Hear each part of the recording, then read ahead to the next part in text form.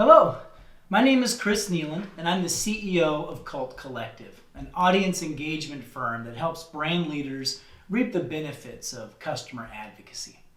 It's been difficult for our clients to process the magnitude of what has transpired to both commerce and capitalism since early March.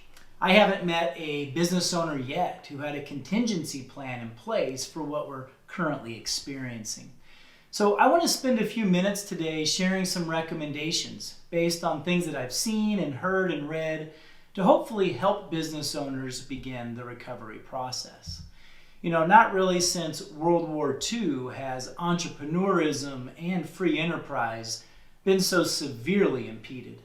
Just like then, the full implications, both the good and the bad, of these crazy times won't be fully understood for years. And I'm not here suggesting that I have all the answers. In fact, way too many people are claiming to be pandemic response experts.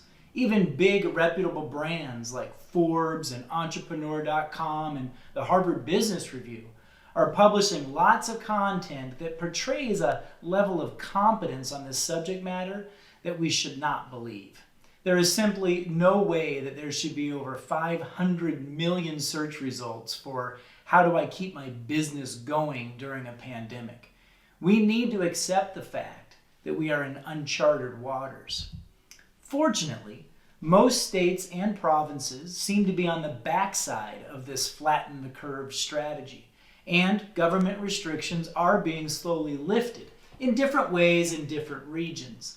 But C-suites across the globe are trying to thoughtfully plan the best way forward, and I appreciate that that's a daunting task. In addition to the severe disruption for the past 2 months, we're now staring down the barrel of a significant recession where we have already lost trillions of GDP, and the US unemployment levels may soon rival that of the Great Depression. However, my team and I have been hosting dozens of executives in roundtable discussions as well as conducting one-on-one interviews to help assess this situation and to inform some opinions about how best to proceed.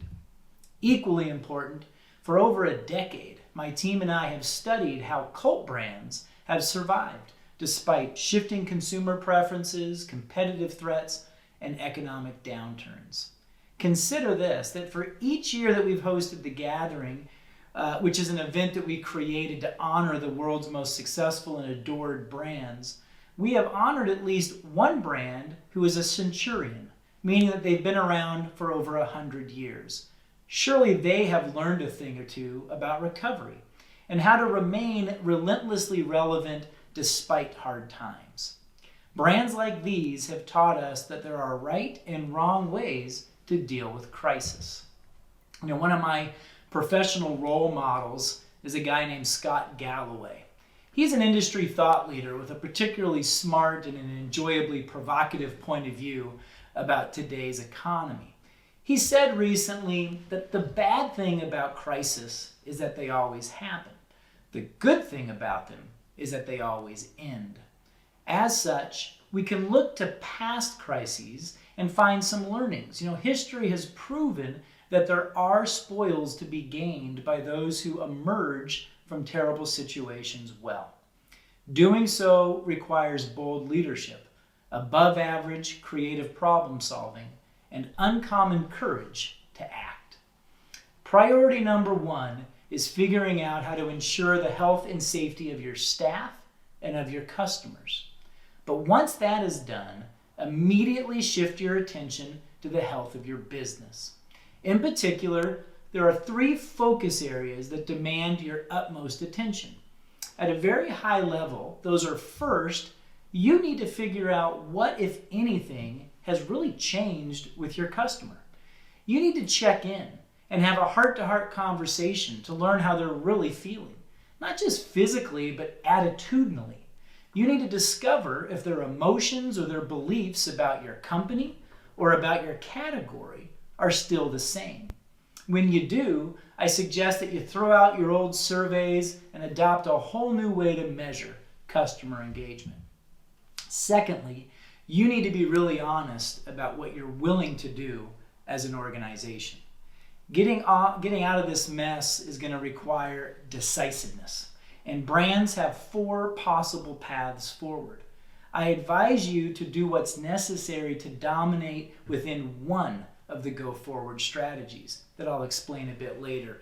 In my experience, dabbling in a few different areas usually results in mediocrity, and mediocre brands are not going to survive steep economic downturns. And finally, you need to be honest about what you're able to do. Teams matter. And pre-COVID, we saw too many C-suites paying more attention to the coaches and to their playbooks. But now it's time to focus on the players and making sure that you have the right people in the right roles who are truly up for the challenge at hand. I'm going to spend the next several minutes elaborating on each of these 3 points. And I invite you to provide some feedback in the comments so that I can respond and that we can all learn from each other.